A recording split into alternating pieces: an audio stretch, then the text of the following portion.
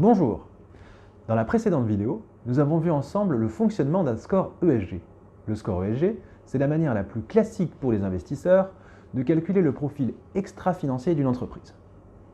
Au sein des thématiques extra-financières, l'environnement, donc le E, et puis plus particulièrement le climat, donc la lutte contre le réchauffement climatique, c'est la thématique sur laquelle les investisseurs se concentrent le plus.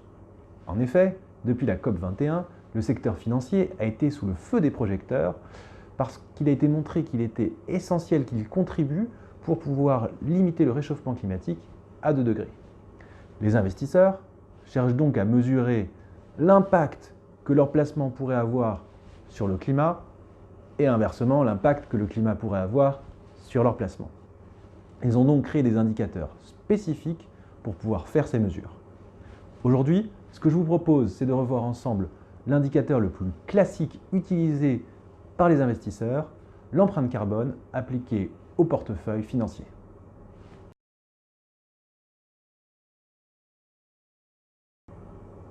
Alors l'empreinte carbone, c'est le premier indicateur qui a été utilisé par les investisseurs sur le climat parce que c'est le plus intuitif. En fait, l'idée, c'est de mesurer l'empreinte carbone dont on est responsable indirectement parce qu'on détient des titres financiers. Pour ça, 2 étapes.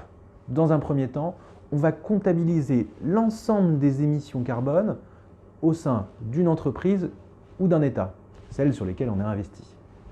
Et ensuite, en fonction du nombre d'actions ou d'obligations que l'on détient, on va calculer la quote-part de cette empreinte dont on est responsable indirectement.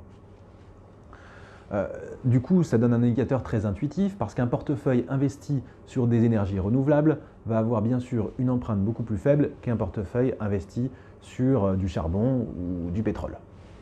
Les grands investisseurs se sont donc parfois fixés comme objectif de réduire l'empreinte carbone de leur portefeuille pour pouvoir l'aligner avec l'objectif de limiter le réchauffement climatique à 2 degrés.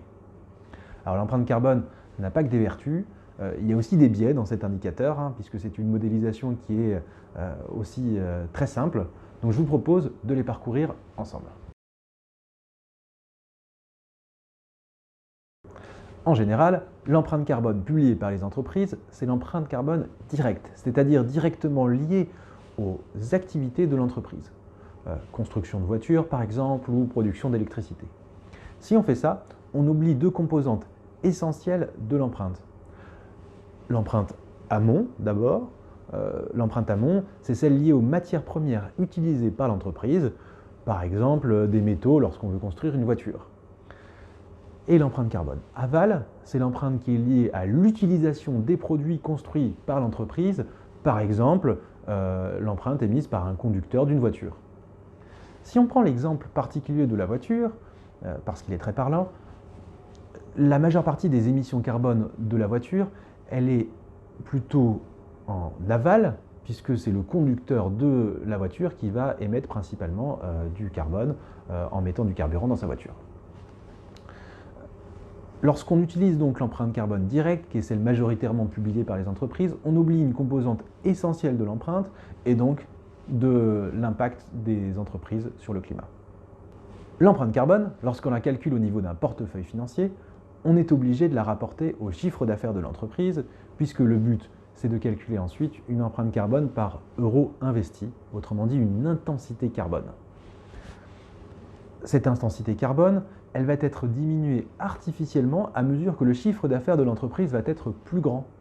Et si on prend l'exemple d'une voiture qui est par exemple très polluante, mais qui générerait un chiffre d'affaires 5 à 6 fois plus grand qu'une petite citadine, alors son intensité carbone, c'est-à-dire l'empreinte carbone par euro investi, pourrait être plus faible que la petite citadine.